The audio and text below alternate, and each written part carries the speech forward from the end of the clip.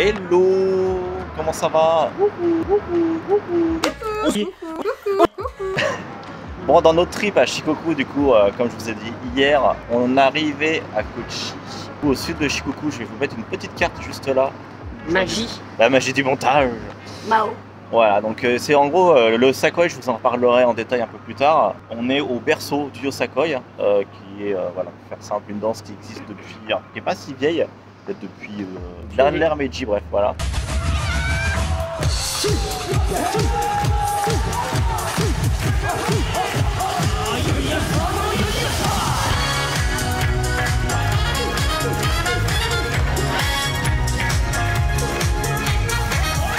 Et puis donc là on est devant le musée du Yosakoi et je pense que certaines personnes de la FIF du Fukutachi ont dû y passer.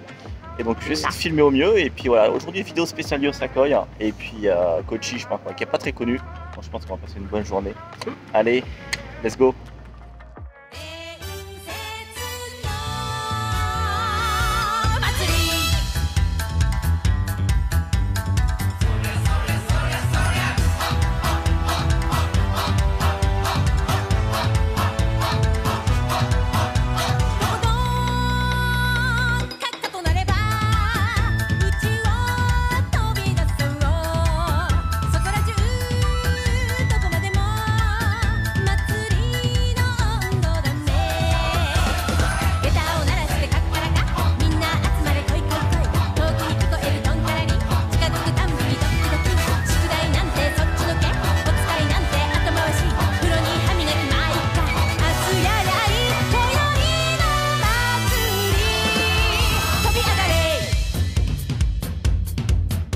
Différentes formes, donc là vous avez le format on va dire classique et là il y a quelques Naruko avec des formes originales, donc là un peu en forme de Ginkgo biloba, une en forme de pagaie un peu, en forme d'étoile, et celui que j'aime beaucoup c'est celui-là, en forme de Daruma, puis là c'était en forme de mascotte, en forme doré de lapin,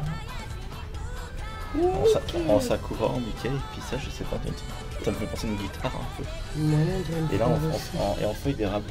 Et en fraise. Et en fraise. Trop marrant. Génial.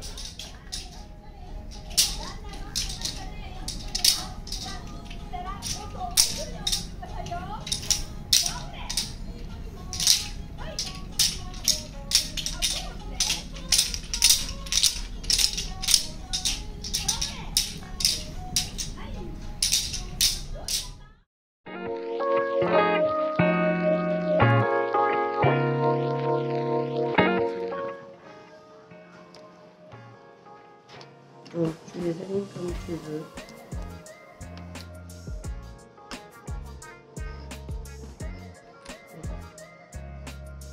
Il faut que tu les montes un petit peu.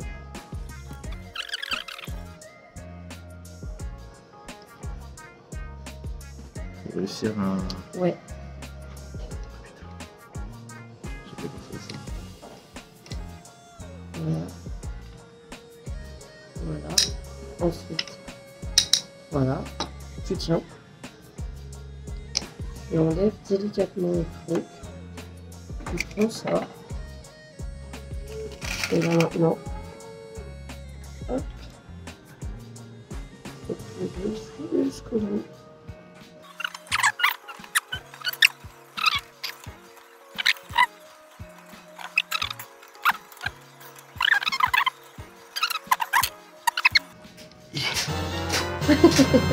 Et en plus, c'est fait.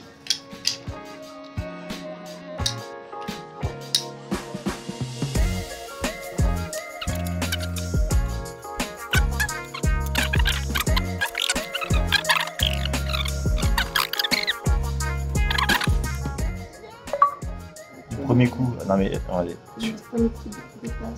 Et après du coup ils ont été faits et après il restera plus qu'à les fixer pour les coller en fait avec le truc. Bah alors, tu y arrives ou pas?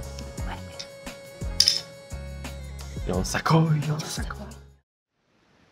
Bon, après avoir fait notre petit tour de Yosakoi, on va... Avec nos Naruko. Ouais, nos Naruko personnalisés.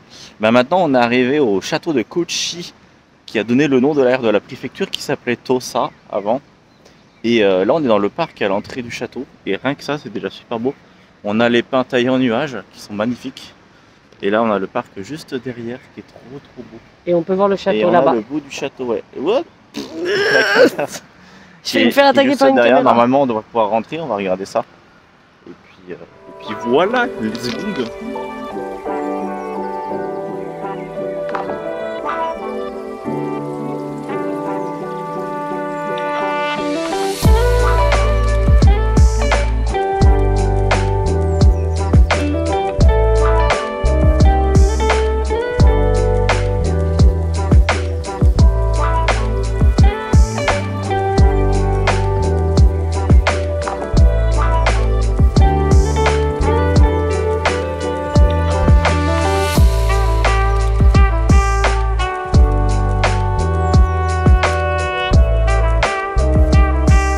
Le château en soi de l'extérieur et le petit parc autour est vraiment beau, il y a beaucoup de dénivelé. On va essayer de rentrer dedans, c'est pas hyper cher, il n'y a pas trop de monde donc je pense que c'est le bon moment pour faire un petit tour. On est à l'intérieur du château du coup, ça permet de voir un petit peu comment ils vivaient à l'époque. Et aussi, on est évidemment.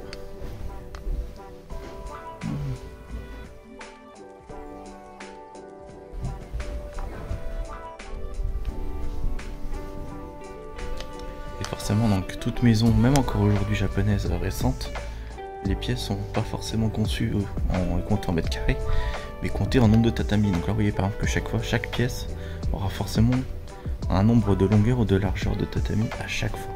Et c'est systématique.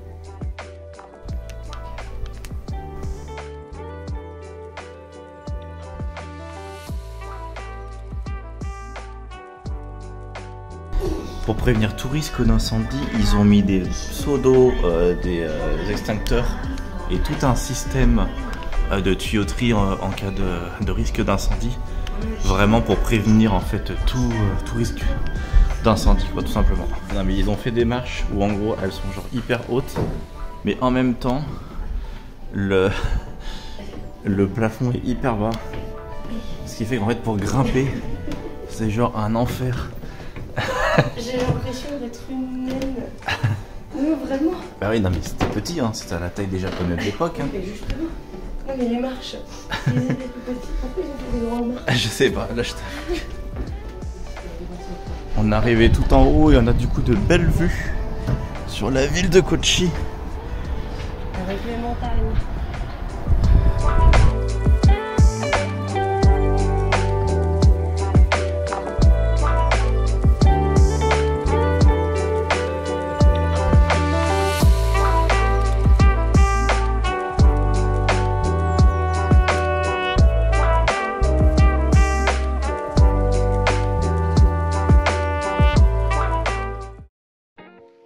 Hey, salut, c'est le AKG7C du futur parce que j'ai pas de rush pour boucler la vidéo, j'avais pas tourné suffisamment de scènes sur place. Donc du coup, je vous fais une petite conclusion juste ici et puis voilà. Bon, j'espère que la vidéo vous aura plu, j'espère que vous aurez découvert le Yosakoi, que vous aurez appris des choses. Si jamais vous connaissez déjà le Yosakoi, n'hésitez pas à commenter et faire un petit coucou si vous êtes parti de la FIF. Justement, en parlant de la FIF c'est FYF, donc c'est la Fédération Française de Yosakoi, parce qu'il faut savoir que le Yosakoi aujourd'hui en France c'est quand même très développé. Voilà, donc il y a toute une fédération et il y a des troupes dans plusieurs villes. Vous avez par exemple, surtout pas forcément les chouettes, il faut Fukurotachi parce que je viens de base de cette troupe-là. Vous avez aussi Paris, vous avez Bordeaux, vous avez Lyon, vous avez Nantes et j'en ai peut-être oublié quelques-unes. Beaucoup de grosses villes qui ont commencé à créer leurs troupes avec le temps, c'est quelque chose qui depuis 2-3 ans se développe bien et à mon avis ça va se développer encore plus. Voilà, c'est de la danse qui est originale, qui est une bonne alternative aux danses classiques ou hip-hop qu'on a l'habitude de voir en France en cours de danse. Et donc n'hésitez pas à vous renseigner sur les troupes les plus proches. Je vais vous mettre quelques liens en description. Hein, voilà, si vous voulez avoir quelques infos sur le Yosakoi et sur les troupes qui existent déjà, sachant que ça va évoluer avec le temps. Voilà, pour les infos, on en est là. Hop, rapidement, regardez, le Naruko, il est juste là. Alors j'ai mis un élastique pour qu'il fasse un petit peu moins de bruit, sinon quand ça claque, whoop là, ça fait beaucoup de bruit. En tout cas, j'espère que cette vidéo vous aura plu et j'ai pas fini, normalement vous avez encore quelques vlogs qui vont arriver. Soyez patients, hein, je prends mon temps pour les faire. Et puis sur ce, merci pour votre fidélité et à bientôt sur YouTube, sur Instagram ou ailleurs sur internet. Allez, tchuss, salut!